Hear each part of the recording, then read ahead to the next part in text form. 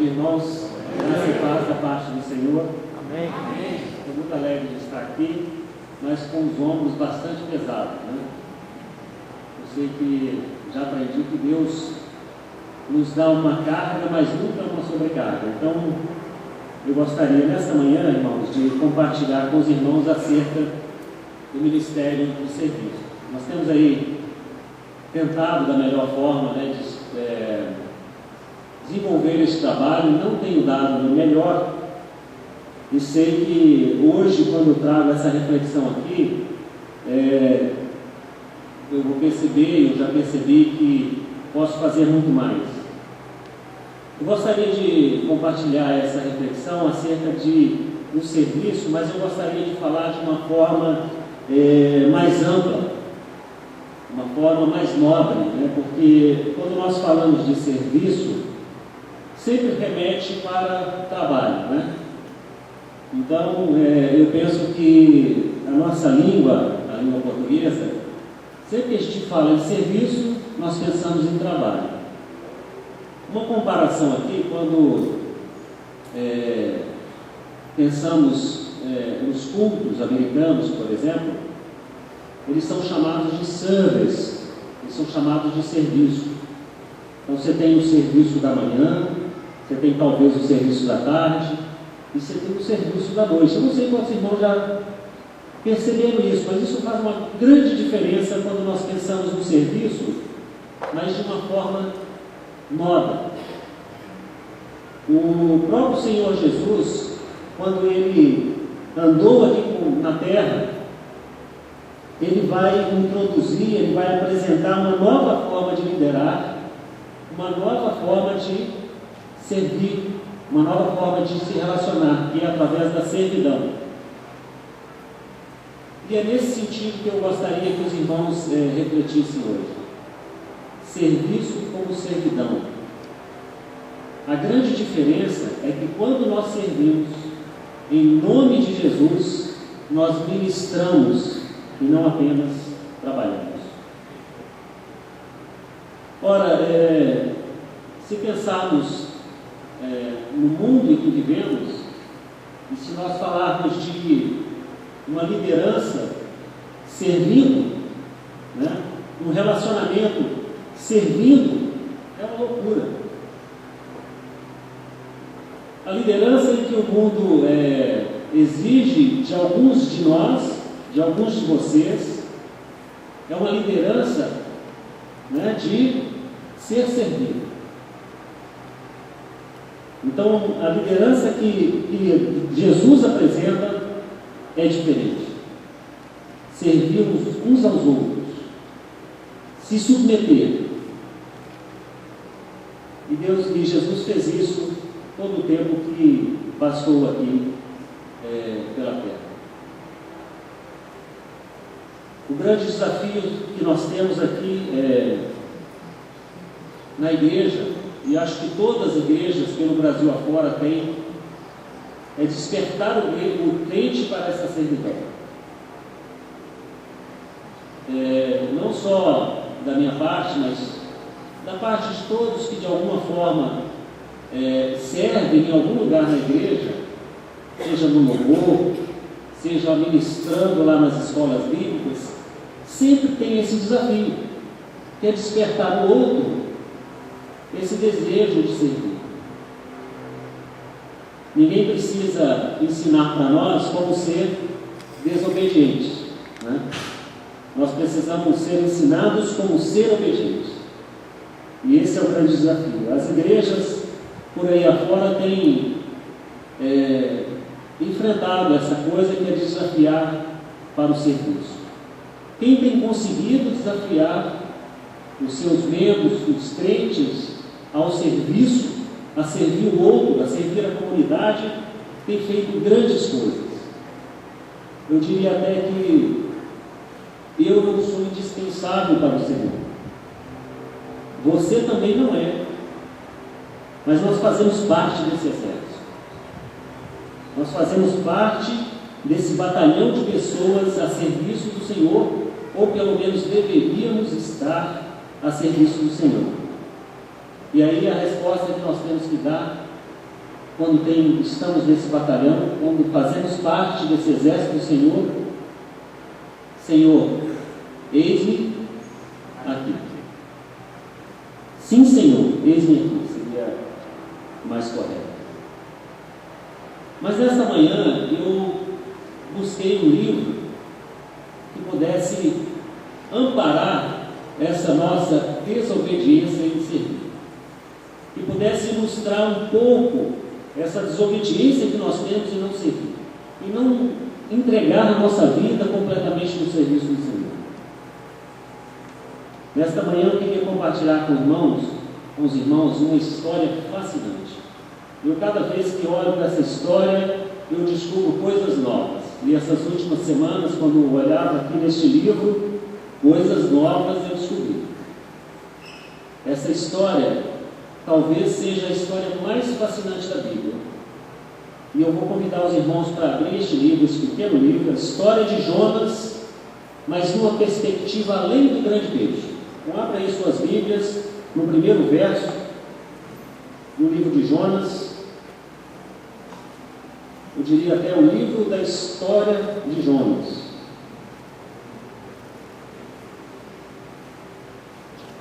Primeiro capítulo, verso 1 e 2. Acompanhem comigo, irmãos, essa palavra. E veio a palavra do Senhor a Jonas, filho de Amitai, dizendo: Dispõe-te, vai à grande cidade de Nínive e clama contra ela, porque a sua malícia subiu até mim. Vamos orar. Senhor nosso Deus e Pai, nós te damos graças, Senhor, por esta manhã na tua presença. Nós te damos graças, Senhor, porque o Senhor é Deus bondoso e o Senhor tem misericórdia de nós, Pai querido. O Senhor sabe o que nós precisamos fazer, o Senhor nos utiliza, Pai, no teu serviço, e nós te damos graça porque este é um privilégio, Senhor. Pai querido, que o Senhor, o teu Espírito Santo, possa nos auxiliar, ó Pai, a colocar ao teu dispor, Pai querido, e não desobedecer, ó Pai, e não fugir da presença do Senhor. Nós te pedimos tudo isso, ó Pai, no nome santo de Jesus. Amém. Amém. Irmãos, o pano de fundo dessa história, no livro de Jonas, é a cidade de Nínive e os ninivitas. A cidade de Nínive era aquela capital do Império Assírio, um povo impiedoso e odiado pelos judeus, porque aquele povo queria destruir os judeus. Então é natural que se odeie aquele povo. Se alguém quer te destruir, isso é o natural. Uma música dos Beatles, não sei se os irmãos já viram, que fala: haja naturalmente. E aí a música vai dizer que quando você age naturalmente, você erra. Porque naturalmente nós tendemos a desobedecer. Mas aqui é um chamado diferente, um chamado de Jonas, um chamado a obedecer, e o nosso chamado é assim também. Uma grande cidade com milhares de habitantes, saber 120 mil e outros animais, e aquele povo era inimigo de Deus, e a malícia, irmãos, era tão grande naquela cidade, está escrito, que subiu ao Senhor. A história deste pequeno livro tem motivos para fazer essa história um grande acontecimento.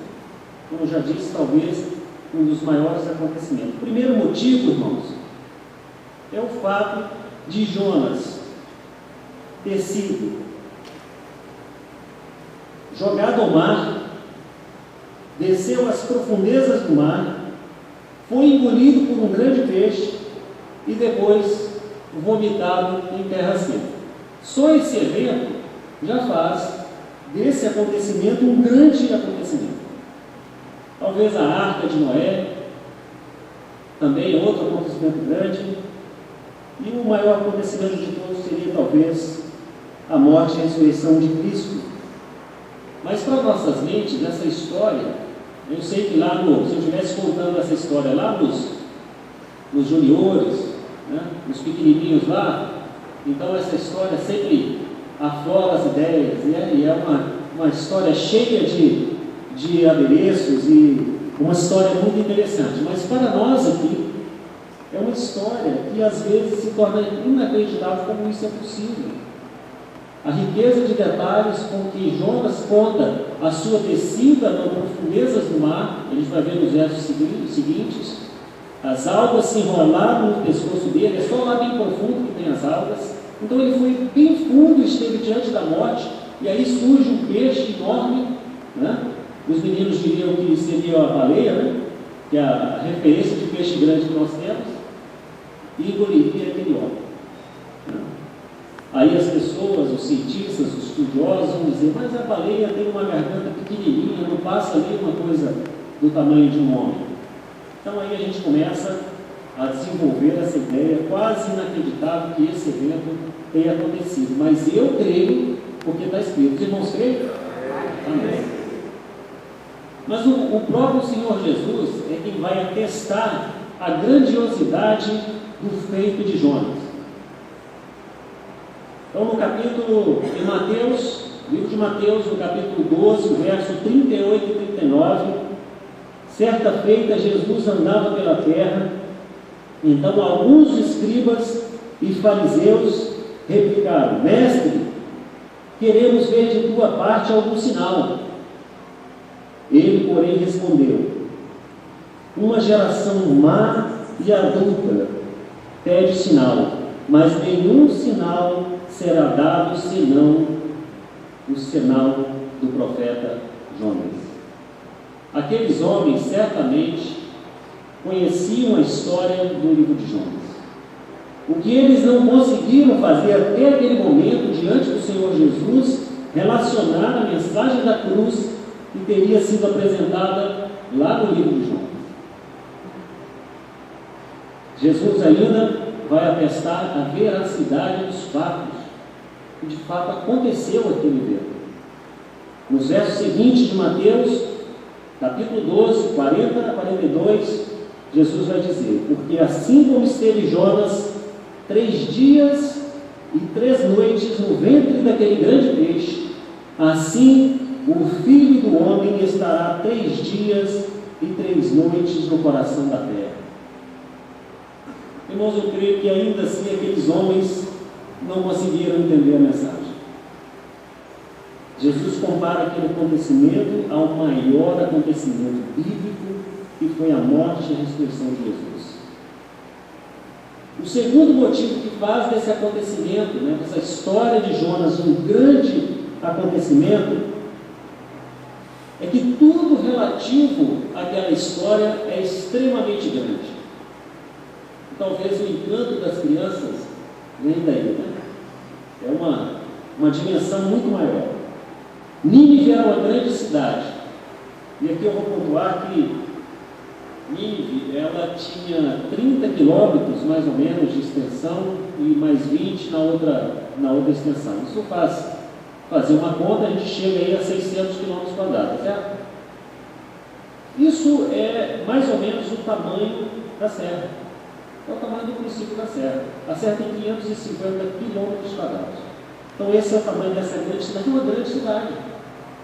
A Serra está entre os grandes municípios do Brasil e está entre os maiores aqui do Espírito Santo. Uma grande cidade. Então grandes coisas aconteceram ali. O Senhor lançou um vento muito forte quando o navio ali velejava. Então Deus lança ali um vento muito forte. O Senhor envia também uma grande tempestade, tão grande que os marinheiros ficaram tomados de um grande medo. Está escrito: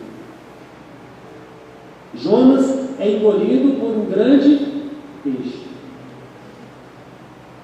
Deus faz crescer uma grande planta por cima da cabeça de Jonas, fazer sombra a ele. E Deus envia um verme que num único dia come toda aquela planta. Então, as coisas ali naquele livro são extremas, O terceiro motivo é um motivo que esse motivo encontra em muitos de nós. Muitos de nós temos esse mesmo motivo para não servir, para não realizar. Às vezes eu fico pensando e aí eu estou pensando sobre mim, tá, irmãos? Que às vezes sobe uma parede, enquanto eu estou sentado no banco, sobe uma parede de vidro e eu consigo ver tudo, mas eu estou protegido. As coisas todas funcionando, e a gente sabe que o serviço acontece em várias áreas da igreja. Mas o único lugar que não acontece o serviço é sentado num banco, com a parede de vidro levantada. Terceiro motivo, irmãos, é a coragem de Jonas. Jonas tinha uma coragem, eu não diria invejável, porque nem toda coragem é uma boa coragem. E quantos de nós não temos essa coragem? Jonas foi tão corajoso a ponto de confrontar Deus. O profeta, certamente, ele era profeta de Deus, e ele conhecia o Senhor, e o Senhor conhecia Jonas pelo nome. Não haveria lugar que Jonas pudesse esconder.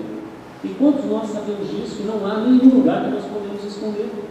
O salmista, no Salmo 139, versos 7 e 8, declara: para onde me ausentarei do teu espírito?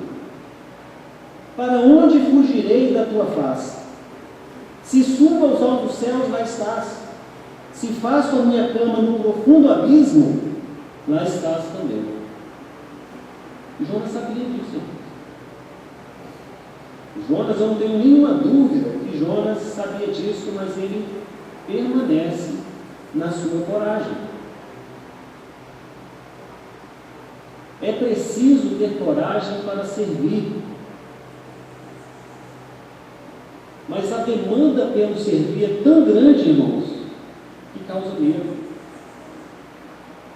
Muitas vezes, irmãos, nós não servimos porque nós estamos amedrontados com o tamanho da demanda. Quanto essa comunidade precisa de nós? Quanto essa Nínive, não de ninivitas, mas de homossexuais, de assassinos, de pessoas comuns, essa Nínive que está à nossa volta. Mas isso nos causa medo, do tamanho do trabalho, vai roubar o meu tempo. Talvez eu não me sinto capaz para isso, mas quem capacita é o Senhor. O Senhor chama e o Senhor capacita. Mas é preciso, irmãos, uma coragem muito maior. Talvez uma coragem do tamanho da coragem de Jonas para dizer não ao Senhor. O pecado do povo era tanto que subiu o Senhor, mas o Senhor decidiu dar uma nova chance àquele povo. Deus convoca Jonas, mas Jonas faz a sua própria escolha.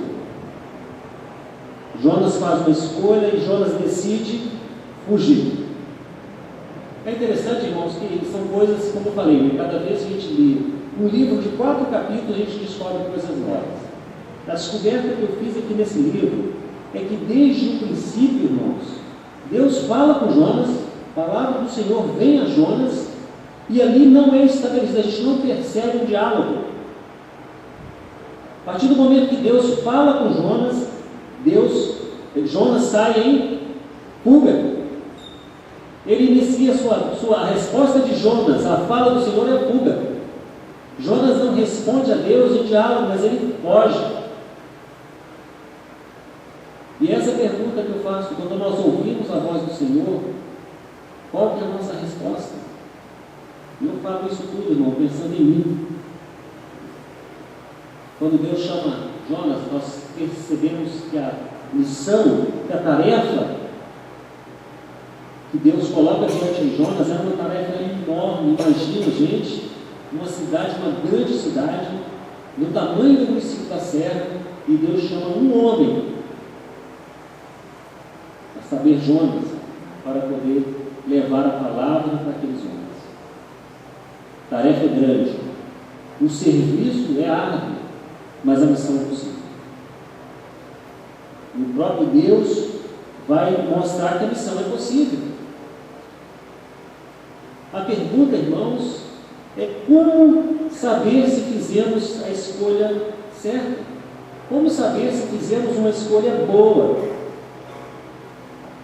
E essas são perguntas que nós fazemos para nós mesmos. Essa dúvida da escolha sempre falha. Será que estou fazendo certo? Será que estou no ministério certo?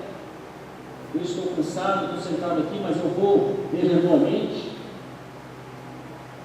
Pessoas partem da noite para o dia. Pessoas crentes, irmãos, nascem e morrem sem fazer a menor diferença na vida de ninguém. Nós estamos convencidos, irmãos, que Deus chama a todos. E a única opção que não existe é a opção de servir como ouvinte. Essa não é uma opção para o crente. E eu vou lembrar aqui os irmãos do reverendo Ken Egan. Não sei quantos conhecem. Ken Egan, ele teve um seminário de Vitória muitas vezes. Ele esteve aqui na igreja falando, um homem de Deus, um servo de Deus, e ele, esse velho do ensino nosso, ele sai por todo mundo afora, ensinando a respeito de algo brilhante, irmãos, como ouvir a voz de Deus. E quem não quer aprender isso, né? Quem não quer aprender como ouvir a voz de Deus? Quando o querido esteve aqui, algumas vezes eu fui o tradutor dele, e no primeiro momento traduzir não é uma tarefa muito fácil, né? Que você vira o segundo pregador, né? E aí ele é muito engraçado, eu tinha que dramatizar. Você imagina eu dramatizando querido, né? Então era realmente uma tarefa. Mas naquele tempo não existia nem Facebook e nem Twitter, mas eu era um seguidor, eu virei um seguidor desse homem. O que quando ensina essa forma de você ouvir a palavra de Deus, ele diz que a maioria das vezes Deus fala baixinho. E Deus fala tão baixinho, mas tão baixinho, que só pode ser entendido pelo coração. Quando fazemos as escolhas certas, irmãos, nosso coração entende que Deus nos conhece. Ficamos em paz. Deus nos restaura e nos faz da forma que nós supostamente deveríamos ser. As escolhas de Jonas. Jonas acreditava ter feito a escolha certa, não tenho dúvida disso. A fuga dele é uma fuga dinâmica. O seu ódio pelos inimigos, e esse é o ódio natural, porque aquele povo assírio queria matar o povo dele. Então o ódio de Jonas por aquele povo ninivita era muito maior do que o desejo pela misericórdia de Deus sobre aquele povo. E ele faz escolhas. E a escolha de Jonas naquele momento, certamente nós já conhecemos a história, sabemos que não foi a escolha certa. Faz daquele profeta um profeta excêntrico. Essa é outra coisa que eu aprendi a respeito desse livro. Jonas era um profeta excêntrico. Irmãos, excêntrico.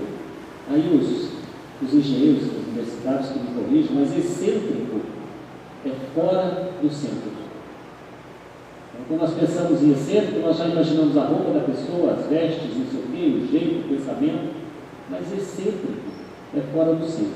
E se nós admitirmos que o centro das nossas vidas é Deus,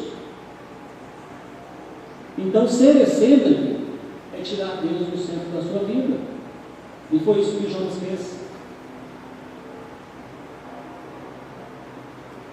E quando eu estudo tudo isso a respeito de Jonas, eu fico pensando assim, quem era o personagem central, o personagem principal da história de Jonas? Seria, irmãos, os ninivitas? Seria, irmãos, o próprio Jonas? Ou seria, irmãos, talvez o grande peixe, como diriam os pequenininhos? Jonas e o grande peixe, o Abaddon. O personagem principal, irmãos, daquele livro é Deus. O livro começa com Deus falando, termina com Deus falando. E se nós tirarmos Deus da história de Jonas, não existe uma história. É uma história vazia e sem graça. Não haveria um peixe para engolir Jonas e as crianças não iam gostar mais desse livro. Não haveria aquela tempestade enorme. E não veria todas aquelas coisas grandes que nós já vimos. Jonas faz escolhas e a escolha que Jonas faz o torna um profeta decadente, irmãos. E precisa bravura para vir aqui falar que Jonas era um profeta decadente. Jonas, quando toma aquela escolha, ele começa um processo de ir para baixo. E na nossa vida é assim também. Quando nós fazemos escolhas certas, nos levam para baixo. Jonas sai em fuga e ele desce para Jope. Jope é uma cidade portuária no nível do mar. Ali ele vai encontrar um navio que vai levar ele para bem longe. Então ele desce para Jope. Jonas entra naquele navio, irmãos, e os irmãos lembram muito bem. O que ele faz? A primeira coisa que ele faz quando entra no navio, ele faz o quê? Desce para o porão. Vai ficar lá embaixo. E aí, algumas coisas acontecem que talvez não estivessem no plano de fuga de Jonas, que é a grande tempestade. Jonas é sacado daquele porão e é jogado ao mar. Desce ao mar mais uma vez. E além de ser jogado, ele desce às profundezas do mar. A vida do Jonas está indo para baixo, irmãos. Ele desce às profundezas e fica diante da morte. E como se não bastasse, vem um grande peixe e engole Jonas. E onde Jonas vai? Desce mais uma vez, vai para o ventre daquele peixe. As escolhas erradas, irmãos, nos levam para baixo. Jonas está diante de uma tribulação muito grande. Quantos de nós não fizemos escolhas erradas e ficamos agora ou em algum momento diante de uma grande tribulação? Jonas estava diante dessa tribulação. O plano de fuga dele levou ele a lugar nenhum, mas levou ele diante da morte, diante da tribulação. Veio a tempestade, os marinheiros estão cheios de medo, começaram a orar a seus deuses, e parece irônico, né? Porque aqueles homens que estavam ali, eles jogam as coisas do barco fora para poder aliviar a carga, eles começam a orar aos seus deuses, mas a única pessoa que poderia interceder junto ao Senhor está dormindo no porão do navio. Aliás, Jonas não só dormia, mas ele sofria de uma dormência espiritual. Enquanto aqueles marinheiros lutavam pela vida, o profeta se entregava à morte, prestes a ser jogado no fundo do mar. Diante das tribulações, irmãos, pessoas se voltam para Deus, e isso é magnífico.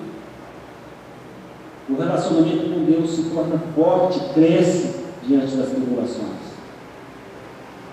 Mas é melhor e mais fácil você ficar longe das tribulações, servir o Senhor, e certamente será mais sadio, e talvez você não beba água. Algumas pessoas na mesma situação, diante das tribulações, se afastam de Deus completamente, e talvez atribuam culpa a Deus e desistem da vida cristã, e desistem do privilégio de servir a Deus. Entretanto, irmãos, Jonas se volta para o Senhor, agora no fundo do mar, diante da morte. Jonas sabia que não havia outra forma de se salvar e lembrou-se do Senhor. leitura que faço, irmãos, daqueles momentos, é que Jonas estava absolutamente convicto da sua decisão. Continuava. Eu vejo isso na oração de Jonas. Porém, Deus responde à oração de Jonas, porque a oração de Jonas foi para a glória do Senhor, e não para a salvação de Jonas.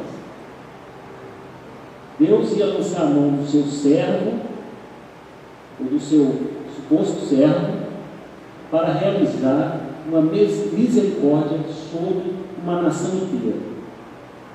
E Deus começa com um plano, e Ele termina com o mesmo plano. E é assim que Deus funciona.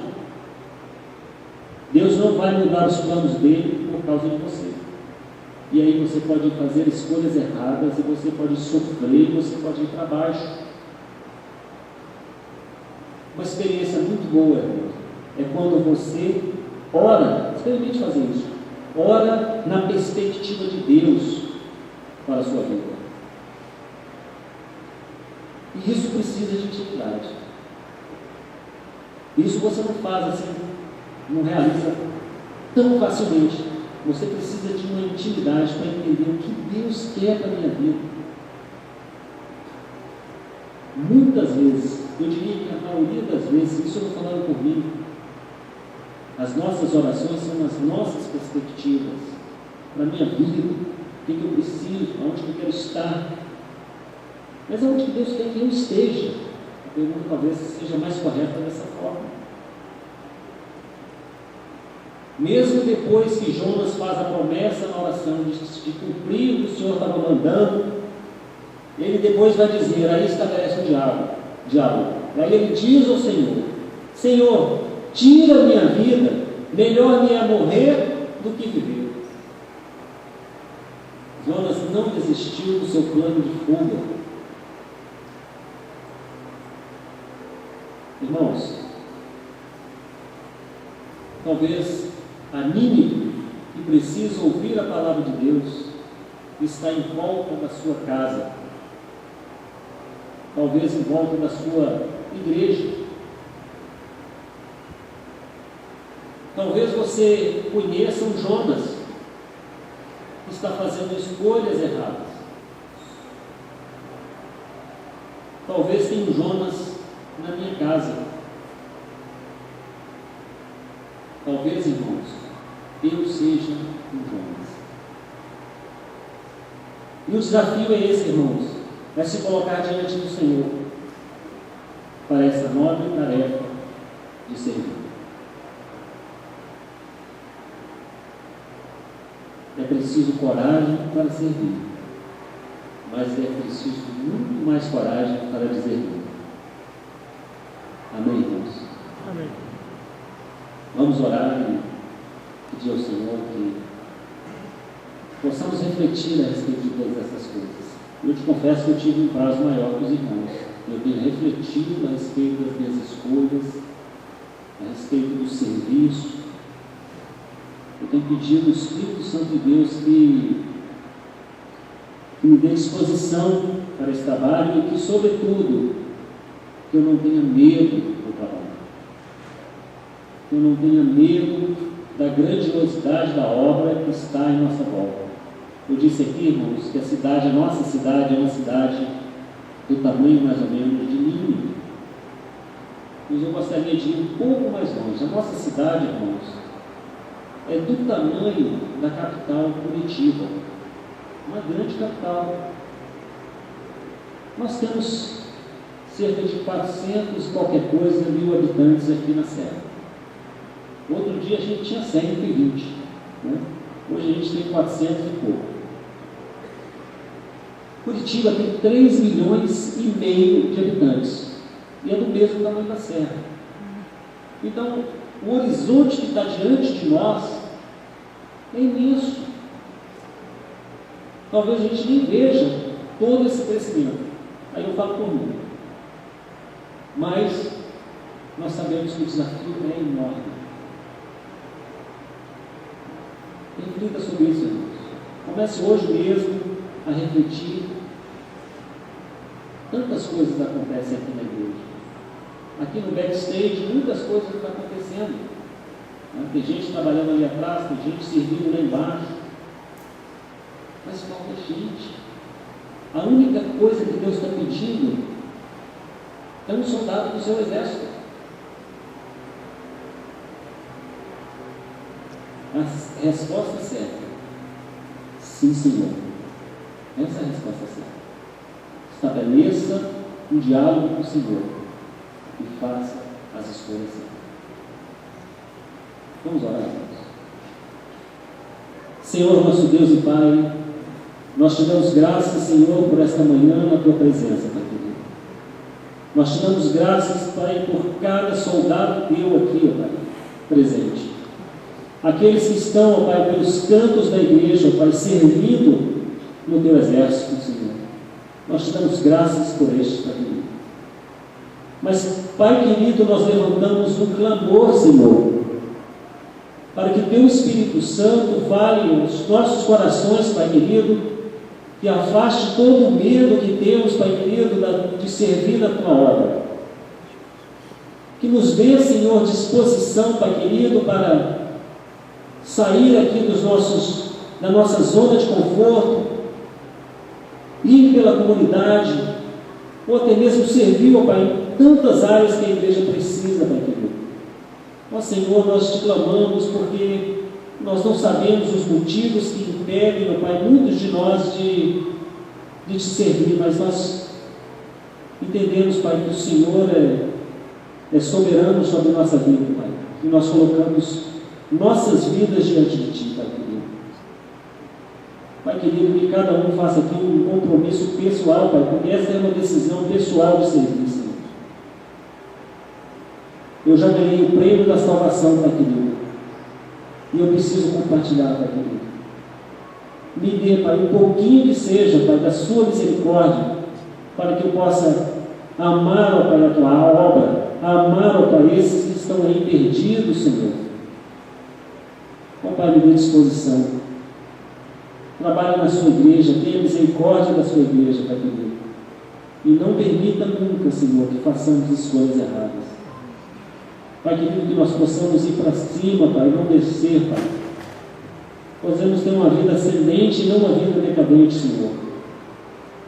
Pai querido, nós te pedimos que saiamos daqui esta manhã, Senhor, cheios do teu Espírito Santo, cheios da tua graça, dispostos, Pai querido, para o teu serviço. Te fazemos essa oração, Pai, no nome santo, precioso do nosso Senhor e Salvador, Jesus Cristo. Amém. Amém.